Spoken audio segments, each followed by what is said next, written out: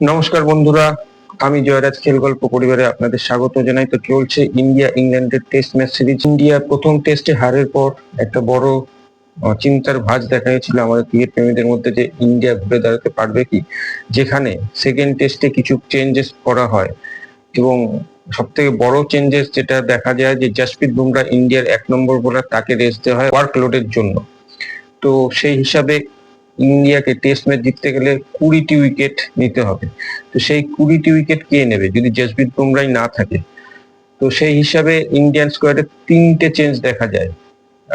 আগের ম্যাচে খেলা সাই সুদর্শন, তিনি টেস্ট ম্যাচ ডেবিউ করেছিলেন, তাকে রেস্ট দেওয়া হয় এবং শার্দুল ঠাকুর, জসপ্রীত বুমরাকে এই ম্যাচে স্কোয়াডে রাখা হয়নি। ওয়াশিংটন সুন্দর, আকাশদীপ এবং এনকে রেড্ডি, এই তিনজনকে এই সেকেন্ড টেস্টে চান্স দেওয়া হয়।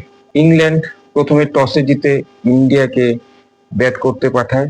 ইন্ডিয়ার হয়ে প্রথম ইনিংসে যশস্বী জয়সওয়াল 87 রান করে। আমাদের ক্যাপ্টেন রান মেশিন, তিনি করেন 269 রান। শেষের দিকে রবীন্দ্র জাদেজা 89 এবং ওয়াশিংটন সুন্দরের 42 রানের সুবাদে ইন্ডিয়ার প্রথম ইনিংসে স্কোর গিয়ে দাঁড়ায় 587। ইংল্যান্ডের হয়ে শোয়েব বাশির নেয় 3 উইকেট, ক্রিস ওকস নেয় 2 উইকেট এবং জোস টং নেয় 2 উইকেট। এরপর ইংল্যান্ড জবাবে ব্যাট করতে এসে যথেষ্ট চাপের মুখে পড়ে যায়। আকাশদীপ এবং মোহাম্মদ সিরাজের আগুনে বোলিং এর কাছে ইংল্যান্ড কার্যত পর্যদস্ত হয় এবং 84 রানে তাদের 5 উইকেট পড়ে যায় এবং যথেষ্ট চাপের মুখে ইংল্যান্ড পড়ে যায়। কিন্তু হ্যারি ব্রুকের 158 এবং জেমি স্মিথের 184 রানের সুবাদে ইংল্যান্ডের প্রথম ইনিংসে স্কোর গিয়ে দাঁড়ায় 407-এ। ইন্ডিয়ার হয়ে বোলিং এ মোহাম্মদ সিরাজ নেয় ফার্স্ট ইনিংসে 6 উইকেট এবং আকাশদীপ নেয় 4 উইকেট। এরপরে ইন্ডিয়া 180 রানের লিড নিয়ে ব্যাট করতে নামে এবং যথেষ্ট পজিটিভ ব্যাট করে এবং চেষ্টা করে তাড়াতাড়ি একটা উপযুক্ত স্কোর খাড়া করে ইংল্যান্ডকে সেকেন্ড ইনিংসে ব্যাটে পাঠানো। সেই হিসেবে ইন্ডিয়ার হয়ে সেকেন্ড ইনিংসে কে এল রাহুল করেন 55 run. Shubman Gill, captain run machine, করেন 161 রান, অর্থাৎ আবার তিনি 100 করেন সেকেন্ড ইনিংসে। ঋষভ পান্ট করেন 65 এবং রবীন্দ্র জাদেজা আবার হাফ সেঞ্চুরি করেন, 69 করেন তিনি। ইন্ডিয়া 427 রান করে সেকেন্ড ইনিংসে ডিক্লিয়ার ঘোষণা করে, অর্থাৎ ইন্ডিয়ার কাছে লিড হয়ে গিয়ে দাঁড়ায় 607 রান। অর্থাৎ ইংল্যান্ডকে জিততে গেলে 608 রান করতে হবে। এই টার্গেট নিয়ে ইংল্যান্ড ফোর্থ ইনিংসে ব্যাট করতে নামে। এই 607 রান করা যে কোনো টিমের পক্ষেই অসম্ভব এবং ইংল্যান্ডের সেকেন্ড ইনিংস শেষ হয় 271 রানে।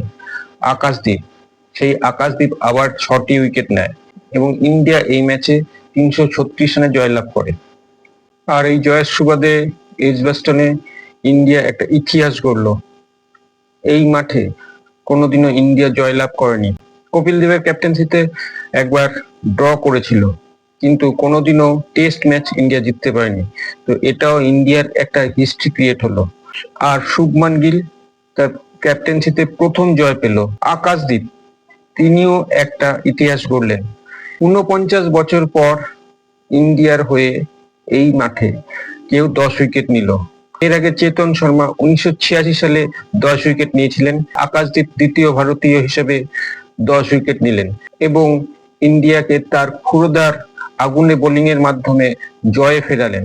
এবং শুভমান গিলের কথায় আসি, ক্যাপ্টেন, আমাদের রান মেশিন, তিনি একটা অবিশ্বাস্য রেকর্ড কায়েম করেছে। আরেকটু হলেই ভেঙে যাচ্ছিল গ্রাহাম গুচের করা এক টেস্টে 456 রানের বিশ্ব রেকর্ড। প্রথম ইনিংসে 269 এবং দ্বিতীয় ইনিংসে 161 রানের সুবাদে শুভমান গিল এই টেস্টে টোটাল 430 রান করে। গ্রাহাম গুচের 456 রানের পরে শুভমান গিল থাকলেন সেকেন্ড পজিশনে 430 রান করে। পিছনে ফেলে দিলেন মার্ক টেলরের 426 রান, সাঙ্গাকারার 424 রান এবং ব্রায়ান লারা দ্য লেজেন্ডের 400 রানের বিশ্ব রেকর্ড। শুভমানের ব্যাটে এদিন ভেঙে গেল সানি গাভাস্কারের করাও 334 রানের রেকর্ড। ইন্ডিয়ার হয়ে সর্বোচ্চ রান এক টেস্টে এখন শুভমান গিলের 430 রান। তো বলতে হয় সাবাস ক্যাপ্টেন, এইভাবে এগিয়ে চলো, সেলুট তোমাকে।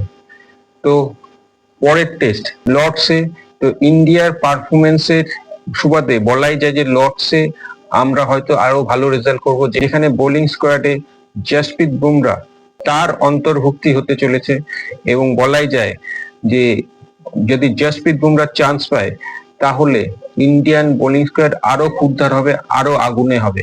তো দেখা যাক এর পরের টেস্টে ইন্ডিয়া কি রেজাল্ট করে। আমরা তো আশায় থাকবো এই পারফরমেন্স দেখার পর যে ইন্ডিয়া হয়তো আরো ভালো রেজাল্ট করবে। দেখার থার্ড টেস্টে কি হয়, আমি তো দেখবো, আপনারাও দেখুন।